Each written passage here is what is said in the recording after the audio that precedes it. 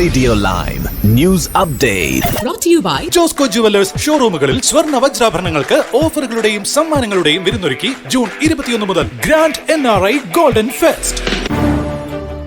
നമസ്കാരം, live news അപ്ഡേറ്റ്സിലേക്ക് സ്വാഗതം. വാർത്തകളുമായി ഞാൻ നിപിൻ. ബ്രിട്ടനിലെ സർവകലാശാല ഹോസ്റ്റലുകളിൽ താമസിക്കുന്ന വിദ്യാർത്ഥികളിൽ 70% പേരും കടുത്ത ഏകാന്തതയും ഒറ്റപ്പെടലും അനുഭവിക്കുന്നതായി പഠനം. മൊബൈൽ ഫോണുകളോടുള്ള അമിത അടിമത്തവും വർദ്ധിച്ചുവരുന്ന അമിത ജീവിത ചെലവുകളുമാണ് വിദ്യാർത്ഥികളെ സാമൂഹിക ജീവിതത്തിൽ നിന്നും അകറ്റുന്നതെന്ന് പുതിയ സർവേ പറയുന്നു. വിദ്യാർത്ഥികൾക്ക് താമസ സൗകര്യമൊരുക്കുന്ന PFP സ്റ്റുഡൻസിനായി ഒപ്പീനിയൻ നടത്തിയ സർവേയിലാണ് ഈ ഒരു വിവരങ്ങളുള്ളത്. സർവേയിൽ പങ്കെടുത്ത 1/3 വിദ്യാർത്ഥികളും 33% പേരും തങ്ങൾ സർവകലാശാലകളിൽ പലപ്പോഴും ഏകാന്തത അനുഭവിക്കുന്നതായി വെളിപ്പെടുത്തി. 37% പേർ ഇടയ്ക്കിടെ ഇത്തരം മാനസികാവസ്ഥയിലൂടെ കടന്നു പോകുന്നവരാണ്. പുതിയ സുഹൃത്തുക്കളെ കണ്ടെത്തുന്നതിന് പകരം നാട്ടിലെ സുഹൃത്തുക്കളുമായി ബന്ധം നിലനിർത്തുവാൻ മൊബൈൽ ഫോണുകളെ അമിതമായി ആശ്രയിക്കുന്നത് വിദ്യാർത്ഥികളെ ഒറ്റപ്പെടുത്തുന്നതായി പഠനം പറയുന്നു. കയ്യിൽ ഫോൺ ഉള്ളതുകൊണ്ട് നാട്ടിലെ പഴയ സുഹൃത്തുക്കളുമായി സംസാരിക്കാം. ഇത് പുതിയ ആളുകളെ പരിചയപ്പെടുത്തുന്നതിൽ നിന്ന് എന്നെ പിന്നോട്ടണച്ചു.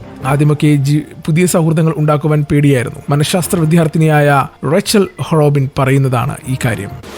ഒരു കാലത്ത് ഇന്ത്യൻ നഴ്സുമാരുടെയും ഡോക്ടർമാരുടെയും സ്വപ്നഭൂമിയായിരുന്നു അമേരിക്കയും UK ഒക്കെ. മികച്ച ജോലി, ഉയർന്ന ജീവിത നിലവാരം, പ്രൊഫഷണൽ അംഗീകാരം എന്നിവയാണ് പലരെയും മെഡിസിൻ പഠനത്തിന് ശേഷം വിദേശത്തേക്ക് ആകർഷിച്ചത്. പ്രത്യേകിച്ച് UK ഇന്ത്യൻ ഡോക്ടർമാരുടെയും നഴ്സുമാരുടെയും ആദ്യത്തെ തിരഞ്ഞെടുപ്പായിരുന്നു. എന്നാൽ സമ്പന്ന രാജ്യങ്ങൾ കുടിയേറ്റ നിയന്ത്രണങ്ങൾ ശക്തമാക്കിയതോടെ വിദേശ തൊഴിലവസരങ്ങൾ കുറയുകയും ഇന്ത്യയെ അപേക്ഷിച്ച് ഉയർന്ന ജീവിത ചെലവും ജോലി സമ്മർദ്ദവും വിദേശത്തുള്ള താമസത്തെ കഠിനമാക്കുകയും ചെയ്തു. ഇതോടെ ഇന്ത്യൻ ഡോക്ടർമാർ UKയെ ഉപേക്ഷിച്ച് ഇപ്പോൾ മിഡിൽ ഈസ്റ്റിലേക്കും ഓസ്ട്രേലിയയിലേക്കും കുടിയേറുവാൻ തുടങ്ങി.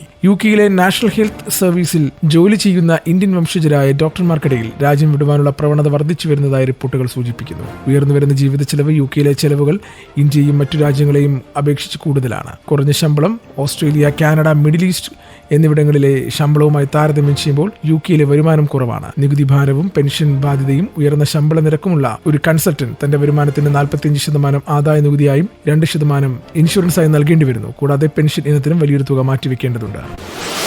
UKയിലേക്ക് മനുഷ്യക്കടത്ത് നടത്തുന്ന ശൃംഖലയിലെ കണ്ണിയായ ഇന്ത്യൻ യുവാവിനെ നാഷണൽ ക്രൈം ഏജൻസി അറസ്റ്റ് ചെയ്തു. 29 വയസ്സുള്ള ഇയാളുടെ പേര് വെളിപ്പെടുത്തിയിട്ടില്ല. മനുഷ്യക്കടത്ത് സംബന്ധിച്ച് സമൂഹ മാധ്യമങ്ങളിൽ വന്ന പരസ്യത്തിന്റെ ചുവട് പിടിച്ചായിരുന്നു അന്വേഷണം. ട്രക്കുകളിൽ അനധികൃത കുടിയേറ്റക്കാരെ കടത്തുന്ന സംഘത്തിൽപ്പെട്ടതാണ് ഇയാളെന്നും NCA അറിയിച്ചിട്ടുണ്ട്.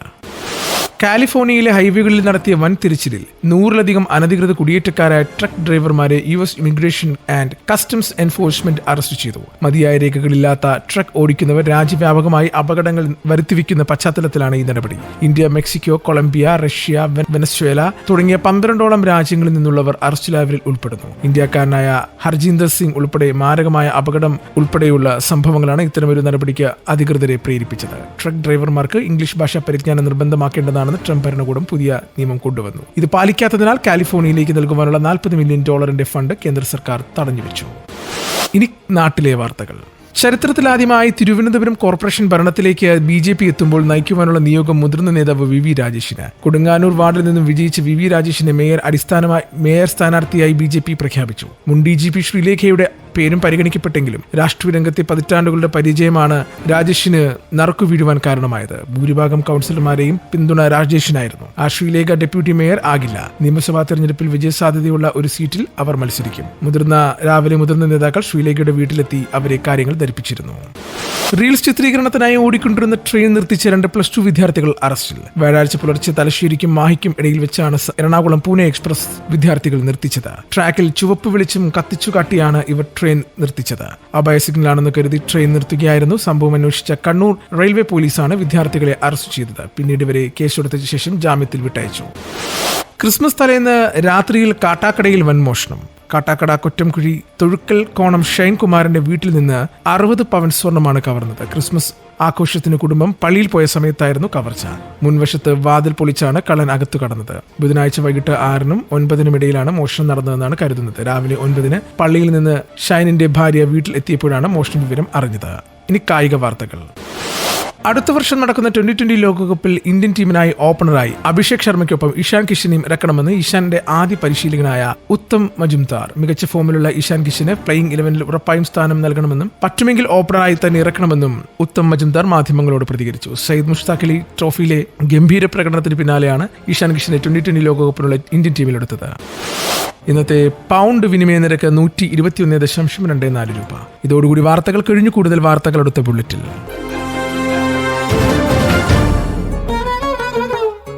കൂടുതൽ വാർത്തകൾക്കും വിശേഷങ്ങൾക്കുമായി റേഡിയോ ലൈം ആപ്പ് ഡൗൺലോഡ് ചെയ്യൂ പ്ലേ സ്റ്റോറിൽ നിന്നും ആപ്പ് സ്റ്റോറിൽ നിന്നും. Radio Lime.